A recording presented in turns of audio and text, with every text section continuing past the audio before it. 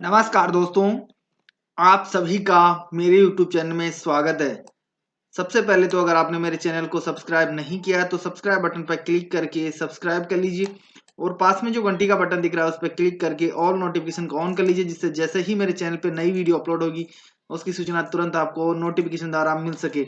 और वीडियो को लाइक नहीं किया तो वीडियो को लाइक कर ले और दोस्तों के साथ शेयर जरूर करें और कमेंट करके अपने विचार जरूर दें कि ये वीडियो आपको कैसी लगी। इस वीडियो में मैं आपको उन प्रश्नों के बारे में बताऊंगा जो परीक्षा की दृष्टि से बहुत ही ज्यादा महत्वपूर्ण है। ये प्रश्न परीक्षाओं में बार बार पूछे जाते हैं, तो आप इन प्रश्नों को एक बार अच्छे से याद कर लीजिए, रट लीजिए, ताकि आप परीक्षा में पूरे में से पूरे मार्क्स प्राप्त कर सके। तो चलिए प्रश्न पर चलते हैं। पहला प्रश्न है, ओजोन छिद्र कैसे बनते हैं? पहला ऑप्शन है फ्लोरोकार्बन, दूसरा ऑप्शन है क्लोरोफ्लोरोकार्बन, तीसरा ऑप्शन है ए और बी दोनों। इसका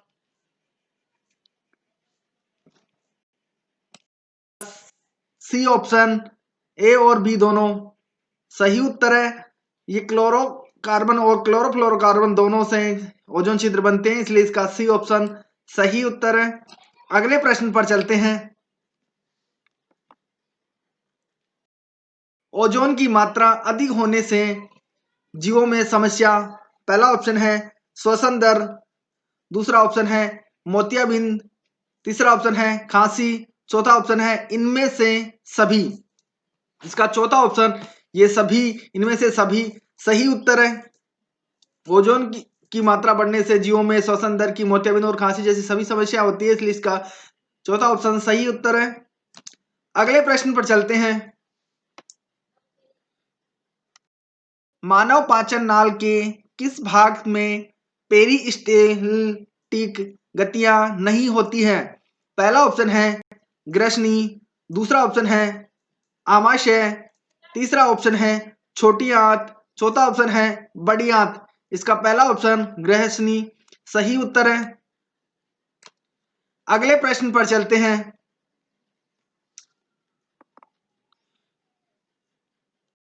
मानव में उपस्थित लार ग्रंथि नहीं है।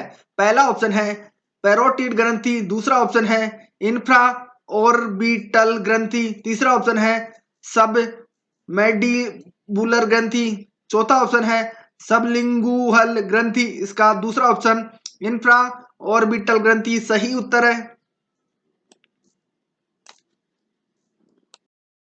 अगले प्रश्न पर चलते हैं। स्तनधारियों की ग्रास नली का श्लेष्मिका स्तर बना होता है। पहला ऑप्शन है सामान्य स्तंभी उपकला का, दूसरा ऑप्शन है सल्की उपकला का, तीसरा ऑप्शन है स्तरित घनाकर उपकला का, चौथा ऑप्शन है स्तरित स्तंभी उपकला का। इसका दूसरा ऑप्शन सल्की उपकला का सही उत्तर है। अगले प्रश्न पर चलते हैं।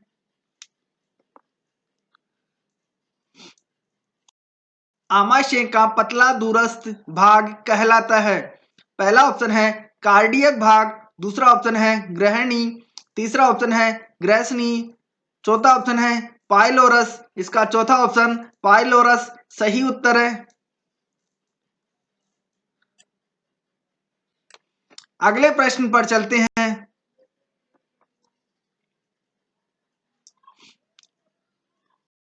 आमाशय रस में उपस्थित HCl बदलता है। पहला ऑप्शन है प्रोरेनिन को रेनिन में, दूसरा ऑप्शन है पेप्सिनोजन को पेप्सिन में, तीसरा ऑप्शन है पॉलीपेप्टाइड को पेप्टाइड में, चौथा ऑप्शन है डाइसैकेराइड को मोनोसैकेराइड में। इसका दूसरा ऑप्शन पेप्सिनोजन को पेप्सिन में सही उत्तर है। अगले प्रश्न पर चलते हैं।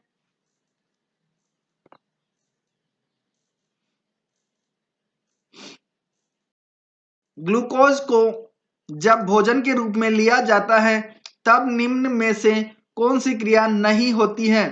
पहला ऑप्शन है अंतःग्रहण, दूसरा ऑप्शन है पाचन, तीसरा ऑप्शन है अवशोषण, चौथा ऑप्शन है स्वांगीकरण।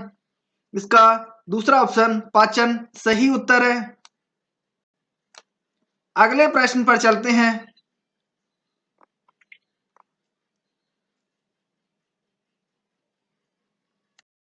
मानव शरीर का सबसे कठोर भाग कौन सा है? पहला ऑप्शन है दांत का इनेमल, दूसरा ऑप्शन है हड्डियां, तीसरा ऑप्शन है पेशियां, चौथा ऑप्शन है इनमें से कोई नहीं। इसका पहला ऑप्शन दांत का इनेमल सही उत्तर है।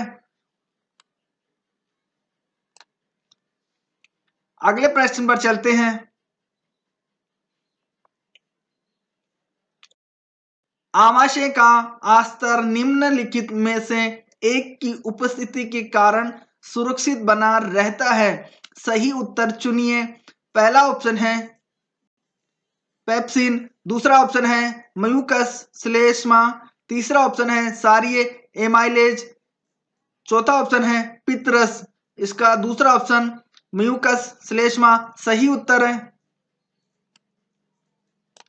अगले प्रश्न पर चलते हैं। आहार नाल का कौन सा भाग यकृत से पित्तरस लेता है? पहला ऑप्शन है आमाशय, दूसरा ऑप्शन है छोटी आंत, तीसरा ऑप्शन है बड़ी आंत, चौथा ऑप्शन है ग्रैसनी। इसका दूसरा ऑप्शन छोटी आंत सही उत्तर है। अगले प्रश्न पर चलते हैं।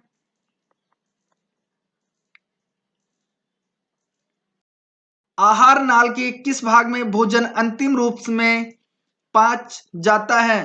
पहला ऑप्शन है आमाशय, दूसरा ऑप्शन है मुख गुहा, तीसरा ऑप्शन है बड़ी आंत, चौथा ऑप्शन है छोटी आंत। इसका चौथा ऑप्शन छोटी आंत सही उत्तर है।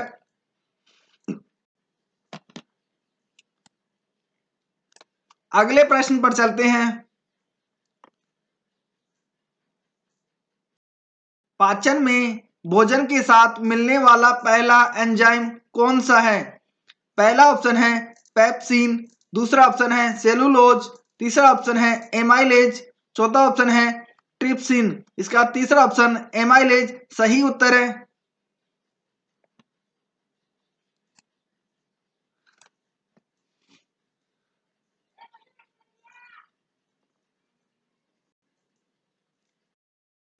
अगला प्रश्न है जैविक ऑक्सीकरण के बाद कौन सी गैस निकलती है? पहला ऑप्शन है नाइट्रोजन, दूसरा ऑप्शन है ऑक्सीजन, तीसरा ऑप्शन है कार्बन डाइऑक्साइड, चौथा ऑप्शन है कार्बन मोनोऑक्साइड। इसका तीसरा ऑप्शन कार्बन डाइऑक्साइड सही उत्तर है। अगले प्रश्न पर चलते हैं।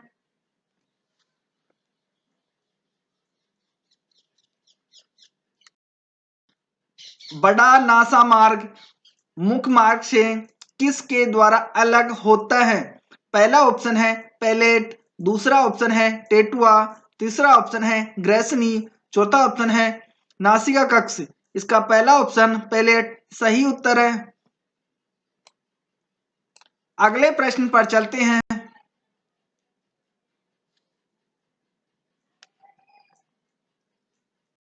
नासिका के अंदर का भाग कहलाता है? पहला ऑप्शन है वायुनाल, दूसरा ऑप्शन है नासिका कक्ष, तीसरा ऑप्शन है फेफड़े, चौथा ऑप्शन है प्रेघाण। इसका चौथा ऑप्शन प्रेघाण सही उत्तर है। अगले प्रश्न पर चलते हैं।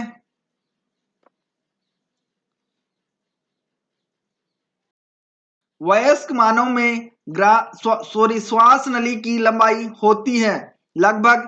पहला ऑप्शन है 30 सेंटीमीटर, दूसरा ऑप्शन है 12 सेंटीमीटर, तीसरा ऑप्शन है 45 सेंटीमीटर, चौथा ऑप्शन है 5 सेंटीमीटर। इसका दूसरा ऑप्शन 12 सेंटीमीटर सही उत्तर है। अगले प्रश्न पर चलते हैं।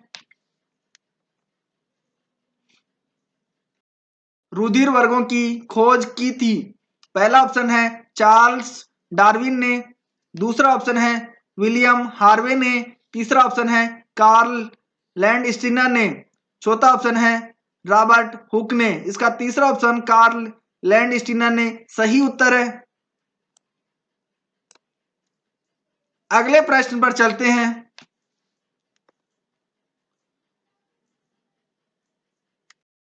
मानव का हृदय 1 मिनट में धड़कता है। पहला ऑप्शन है 72 से 75 बार, दूसरा ऑप्शन है 60 से 70 बार, तीसरा ऑप्शन है 72 से 80 बार, चौथा ऑप्शन है 75 से 78 बार। इसका पहला ऑप्शन 72 से 75 बार सही उत्तर है।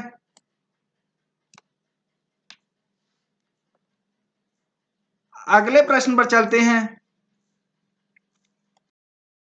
अग्र महाशिराएं रुधिर को, पहला ऑप्शन है शरीर से दाहिनी आलिंद में पहुंचाती है, दूसरा ऑप्शन है शरीर से बाएं निलय में पहुंचाती है, तीसरा ऑप्शन है हृदय से शरीर के विभिन्न भागों को रुधिर पहुंचाती है, चौथा ऑप्शन है शुद्ध करती है।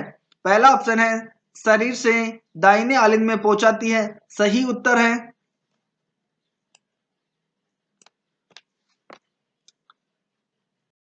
देखने के लिए आपका बहुत बहुत धन्यवाद। अगर वीडियो पसंद आए तो वीडियो को लाइक, शेयर और कमेंट करना ना भूलें, और चैनल को अभी तक सब्सक्राइब नहीं किया तो प्लीज चैनल को सब्सक्राइब कर लें।